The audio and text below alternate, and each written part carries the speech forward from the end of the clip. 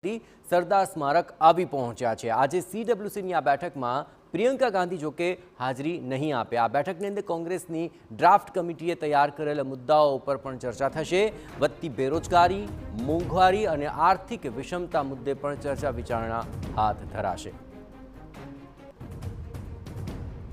જ્યાં ગુજરાતમાં 64 અને અમદાવાદના આંગણે 104 વર્ષે એઆઈસીસીનું આ રાષ્ટ્રીય અધિવેશન આજથી શરૂ થયું। આવતીકાલે 9મી એપ્રિલે કોંગ્રેસનું રાષ્ટ્રીય અધિવેશન છે, ત્યારે આ અધિવેશનને સફળ બનાવવા માટે કોંગ્રેસે કમર કસી લીધી છે।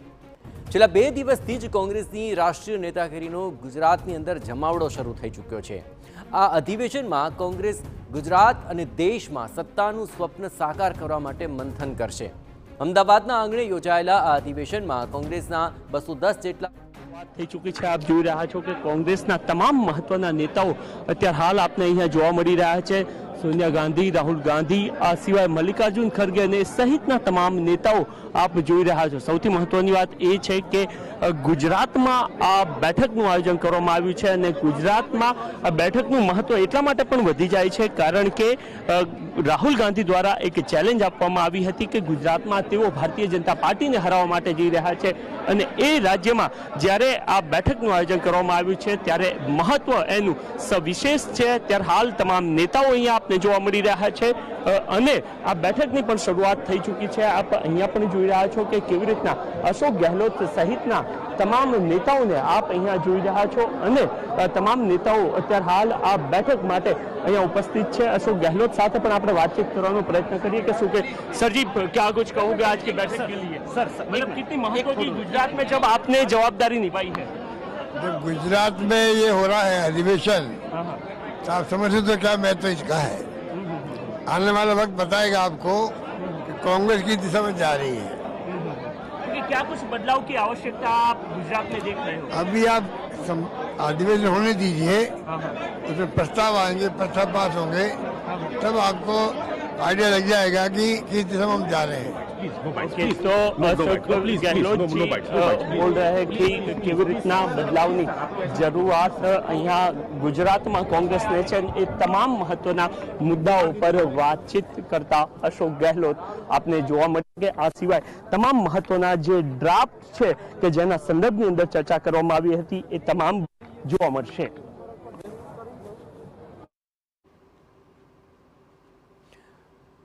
તો કોંગ્રેસ વર્કિંગ કમિટીની આ બેઠક શરૂ થઈ ચૂકી છે અને આપ જોઈ રહ્યા છો રાહુલ ગાંધી, મલ્લિકાર્જુન ખડગે, સોનિયા ગાંધી અને સાથોસાથ કોંગ્રેસનું જે શીર્ષસ્થ નેતૃત્વ છે તે અહીં હાજર છે।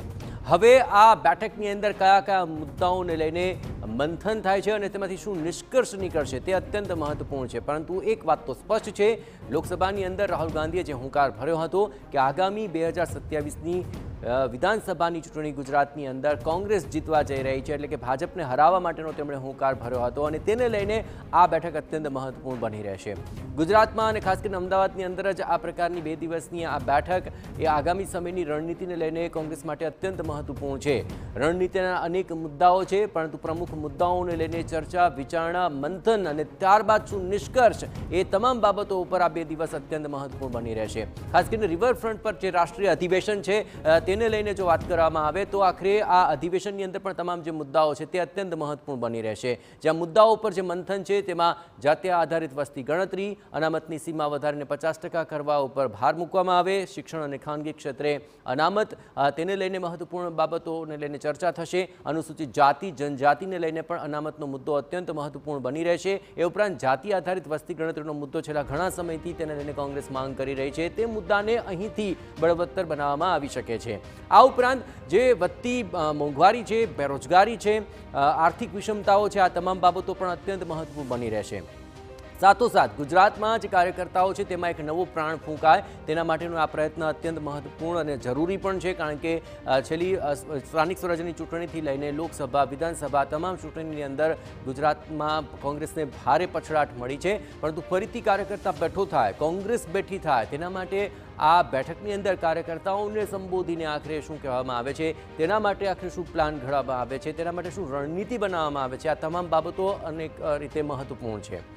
ગુજરાત કોંગ્રેસમાં અનેક પડકારો પણ છે, એ પડકારોને ઓવરકમ કરીને આખરે કોંગ્રેસે બેઠું થવું પડશે, તેના માટે આ 2 દિવસ અત્યંત મહત્વપૂર્ણ।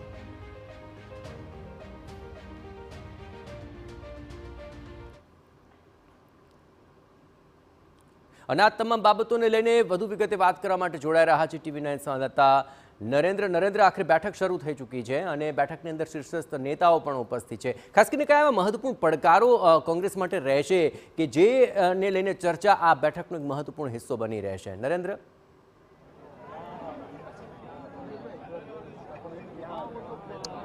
હજી કોંગ્રેસની જે ડ્રાફ્ટ કમિટી જે હોય છે એમના દ્વારા અગાઉથી જે કેટલાક મુદ્દાઓ તૈયાર કરવામાં આવ્યા હતા અને એ ચાહે દેશના મુદ્દાઓ હોય કે પછી અન્ય તમામ મહત્વના આર્થિક બાબતો સહિતના તમામ મુદ્દાઓ હોય એ સંદર્ભની અંદર ચર્ચાની શરૂઆત થશે. પરંતુ જે આપ વાત કરી રહ્યા છો કે કયા પડકારો રહેશે એ તમામ બાબતે વાતચીત કરવા માટે કાર્યકારી અધ્યક્ષ ગુજરાતના જિજ્ઞેશ મેવાણી આપણી સાથે છે. જિજ્ઞેશભાઈ, બેઠકથી વાત બની જશે, શું લાગે છે અહીંયાથી શું કંઈ કરવું જોઈએ કે જેનાથી વાત બનતી? બેઠકમાં કોઈ પણ બેઠકમાં રેઝોલ્યુશન ઠરાવ પસાર થાય, એક રૂપરેખા બને, એ રૂપરેખાને જમીન ઉપર ગ્રાઉન્ડ ઝીરો ઉપર લઈ જઈએ તો કંઈક વાત બને.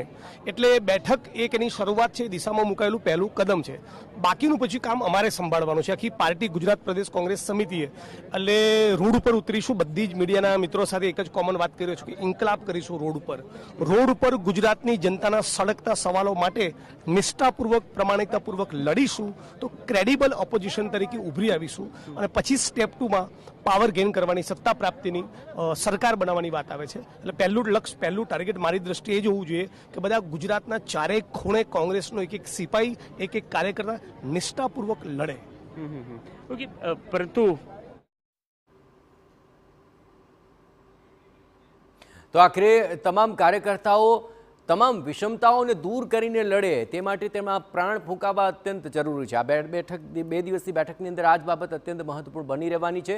રિવરફ્રન્ટ પર જે રાષ્ટ્રીય અધિવેશન થશે તે આવતીકાલે છે. આજે CWCની બેઠક છે અને કયા ઠરાવો પસાર કરવામાં આવે છે, રૂપરેખા જે રીતે સામે આવવી જોઈએ એ રૂપરેખાની અંદર કયા મુદ્દાઓને ટાંકવામાં આવ્યા છે અને તેનું અમલીકરણ કેવી રીતે થશે અને એ તમામ જે રૂપરેખાના કાર્યક્રમો છે તેને આખરે કઈ રીતે આ કાર્યકર્તાઓ સુધી ને ત્યારબાદ ગુજરાતની જનતા સુધી લઈ જવામાં આવશે તેનો એક રોડ મેપ પણ ચોક્કસપણે સામે આવી શકે છે અને તેને લઈને આજની આ બેઠક અત્યંત મહત્વપૂર્ણ બની રહેશે.